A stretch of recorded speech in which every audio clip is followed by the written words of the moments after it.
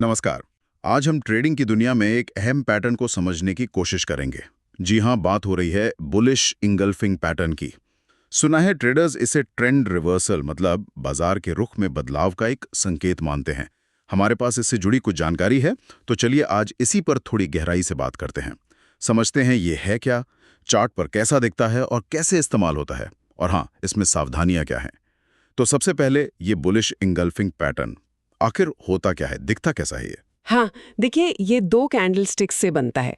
पहली कैंडल वो होती है छोटी और लाल या काली, मतलब गिरावट वाली कैंडल। बिल्कुल, जो दिखाती है कि बाजार में बेचने वाले मतलब बेयर्स हावी थे। और दूसरी कैंडल वही इसे खास बनाती है ना, जिसे इंगल्फिंग कहते हैं। जी हाँ, दूसरी कैंडल होती है बड़ी और हरी या सफेद, मतलब तेजी दिखाने वाली बुलिश कैंडल। अच्छा। और सबसे जरूरी बात यह है कि ये दूसरी वाली कैंडल पहली कैंडल के मुख्य भाग को, मतलब जो उसकी बॉडी होती है ना, ओपन और क्लोज प्राइस के बीच का हिस्सा, हाँ। उसे पूरी तरह से ढक लेती है या कहिए निगल लेती है, इनगल्फ कर लेती है। अच्छा, तो इसका मतलब हुआ कि दूसरी कैंडल का ओपन पहली की बॉडी से नीचे हो सकता है, पर क्लोज पहली की बॉडी से काफी ऊपर होगा। बिल्कुल सही। ये दिखाता है कि खरीदारों ने न सिर्फ पिछले दिन की पूरी गिरावट को खत्म किया, बल्कि उससे कहीं ज्यादा मजबूती के साथ बाजार को ऊपर ले गए। तो ये सिर्फ दो कैंडल का खेल नहीं, ये तो बाजार की साइकोलॉजी में एक बड़े बदलाव का इशारा है। हाँ, इसीलिए इसे अक्सर गिरावट के बाद आने वाली तेजी, मतलब एक बुलिश रिवर्सल का काफी मजबूत संकेत माना जाता है। लेकिन क्या ये कहीं भी बन जाए तो काम करता है? नहीं, यहीं पर थोड़ी सावधानी बरतनी होती है। ये पैटर्न सबसे ज्यादा असरदार या यूं कहिए भरोसेमंद तब होता है जब ये एक साफ दिख रहे डाउन ट्रेंड के बाद बने। अच्छा, यानी पहले से गिरावट चल रही हो तब? हाँ, या फिर किसी महत्वपूर्ण सपोर्ट लेवल के पास बने, मतलब वो लेवल जहां से कीमत पहले भी कई बार ऊपर गई हो। ठीक है। ये असल में दिखाता है कि बेचने वालों का जोर अब कम हो रहा है और खरीदार मतलब बुल्स अब कंट्रोल अपने हाथ में ले रहे हैं। ये तो दिलचस्प है। तो अगर किसी ट्रेडर को चार्ट पर ये पैटर्न दिखता है, मान लीजिए डाउन ट्रेंड भी है, सपोर्ट भी पास है, तो वो ट्रेड में एंट्री कैसे लेता है? देखिए, एंट्री लेने के मोटे तौर पर दो तरीके इस्तेमाल होते हैं। एक है थोड़ा इंतजार करने वाला, जिसे हम कंजर्वेटिव अप्रोच कह सकते हैं। वो कैसे? इसमें ट्रेडर तब तक इंतजार करता है जब तक कीमत उस बड़ी हरी वाली मतलब बुलिश एनगल्फिंग कैंडल के हाई पॉइंट से ऊपर नहीं निकल जाती। जब वो हाई ब्रेक होता है तब वो खरीदते हैं। अच्छा, मतलब कंफर्मेशन के बाद। और दूसरा तरीका वो शायद थोड़ा जल्दी वाला होगा। हाँ, बिल्कुल। दूसरा है एग्रेसिव तरीका। इसमें जैसे ही वो बुलिश एनगल्फिंग कैंडल पूरी बनती है, मतलब क्लोज होती है, ट्रेडर तुरंत एंट्री ले लेता है। इसमें रिस्क थोड़ा ज्यादा हुआ फिर। हाँ, थोड़ा ज्यादा, लेकिन रिवॉर्ड भी जल्दी मिल सकता है अगर ट्रेड सही दिशा में गया। वैसे यहाँ एक और चीज देखी जा सकती है, वॉल्यूम। वॉल्यूम मतलब कितने शेयर्स ट्रेड हुए। जी, अगर उस दूसरी बुलिश कैंडल के बनने के दौरान वॉल्यूम भी ज्यादा था, मतलब सामान्य से ज्यादा लोग खरीद बिक्री कर रहे थे, तो ये इस पैटर्न की मजबूती को और पक्का करता है। अच्छा, ये एक एडेड कंफर्मेशन हो गया। हाँ, पर ये जरूरी नहीं है। कई बार बिना ज्यादा वॉल्यूम के भी पैटर्न काम कर जाता है। ठीक है, एंट्री समझ आ गई। लेकिन ट्रेडिंग में सबसे जरूरी चीजों में से एक है रिस्क मैनेजमेंट। नुकसान को कैसे रोकें, स्टॉप लॉस कहाँ लगाना चाहिए इस पैटर्न में? बिल्कुल सही पॉइंट उठाया आपने। स्टॉप लॉस बहुत जरूरी है। आमतौर पर स्टॉप लॉस उस एंगल्फिंग पैटर्न के सबसे निचले बिंदु के ठीक नीचे लगाया जाता है। मतलब दोनों कैंडल्स में से जिसका भी लो सबसे नीचे हो। हाँ, उन दोनों कैंडल्स का जो भी लोवेस्ट पॉइंट हो, हाँ। उससे थोड़ा सा और नीचे। ये एक तरह का सेफ्टी नेट है। हाँ, अगर बाजार उम्मीद के मुताबिक ऊपर नहीं गया और नीचे आने लगा, तो आपका नुकसान एक सीमित दायरे में ही रहेगा। समझ गया। तो ये हो गया बचाव का तरीका। अब आते हैं मुनाफे पर। प्रॉफिट कब और कैसे बुक करना चाहिए? कोई खास रणनीति इसके लिए? हाँ, प्रॉफिट बुकिंग के लिए भी अलग अलग तरीके हैं। एक कॉमन तरीका है पहले से एक रिवॉर्ड रिस्क रेशियो तय कर लेना, जैसे 2.1। 2.1 मतलब जितना आपने रिस्क लिया है, यानी एंट्री पॉइंट से स्टॉप लॉस तक की दूरी, हाँ, उसका 2 गुना मुनाफा। जैसे ही वो टारगेट हिट हो, आप ट्रेड से बाहर निकल जाएं। अच्छा, ये तो सीधा सरल तरीका है। हाँ, और कोई तरीका? दूसरा तरीका है रेजिस्टेंस लेवल्स का इस्तेमाल करना। चार्ट पर देखिए कि पहले कीमत कहाँ तक जाकर रुकी थी या नीचे आई थी। वो लेवल एक रेजिस्टेंस की तरह काम कर सकता है। तो अपना प्रॉफिट टारगेट उस रेजिस्टेंस लेवल के थोड़ा नीचे रख सकते हैं। और अगर ट्रेड बहुत अच्छा चलने लगे, कीमत ऊपर ही जाती रहे तो?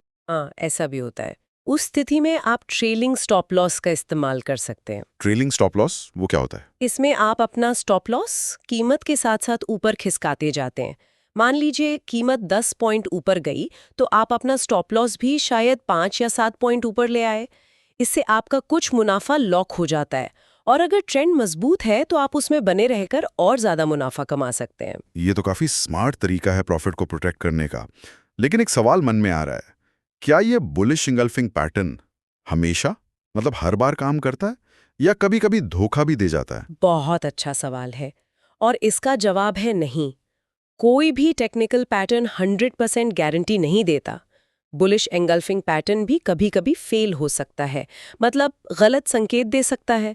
बाजार ऊपर जाने के बजाय नीचे भी जा सकता है। ओह, तो फिर इसकी विश्वसनीयता कैसे बढ़ाई जाए? देखिए, समझदारी इसी में है कि सिर्फ एक पैटर्न के भरोसे न रहा जाए। इसकी पुष्टि के लिए इसे अक्सर दूसरे टेक्निकल एनालिसिस टूल्स के साथ मिलाकर इस्तेमाल करना चाहिए। जैसे कि कौन से टूल्स? जैसे RSI यानी रिलेटिव स्ट्रेंथ इंडेक्स, ये बताता है कि कोई स्टॉक ओवरसोल्ड बहुत ज़्यादा बिक चुका है या ओवरबॉट बहुत ज़्यादा खरीदा जा चुका। अगर बुलिश एंगल्फिंग पैटर्न तब बन रहा है जब RSI ओवरसोल्ड जोन में है तो रिवर्सल की संभावना बढ़ जाती है। अच्छा, मतलब RSI भी कह रहा हो कि अब शायद बॉटम बन गया है। हाँ, इसी तरह मूविंग एवरेज या ट्रेंड लाइंस को भी देख सकते हैं।